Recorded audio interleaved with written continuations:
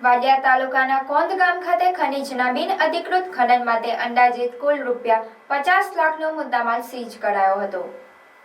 જિલ્લા વહીવટીતંત્રના માર્ગદર્શન હેઠળ ભરૂચ જિલ્લામાં ખનીજનું બિનઅધિકૃત વહન સદંતર બંધ રહે, ખનીજ ચોરી અટકે તે ઉદ્દેશથી સરપ્રાઇઝ ચેકિંગ ખનીજનું બિનઅધિકૃત વહનની પ્રવૃત્તિ મળી આવ્યેથી કાયદેસરની કાર્યવાહી કરવામાં આવી રહી છે।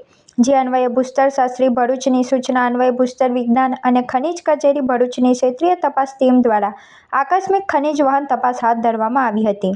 જે અન્વયે ભૂસ્તર વિજ્ઞાન અને ખનીજ ખાતું ભરૂચની તપાસ ટીમ દ્વારા વાલિયા તાલુકાના કોંદ ખાતે સાદી માટી ખનીજના બિનઅધિકૃત ખનન અન્વયે આકસ્મિક તપાસ હાથ ધરતા એક એક્સ્કેવેટર મશીન દ્વારા સાદી માટી ખનીજના બિનઅધિકૃત ખનન માટે અંદાજિત કુલ ₹50 લાખનો મુદ્દામાલ બિનવારસી સીઝ કરી સરપંચશ્રી કોંઢ ગામે પંચાયત હસ્તક મૂકવામાં આવ્યો હતો અને તે માટે નિયમો અનુસાર કાર્યવાહી કરવામાં આવી હતી।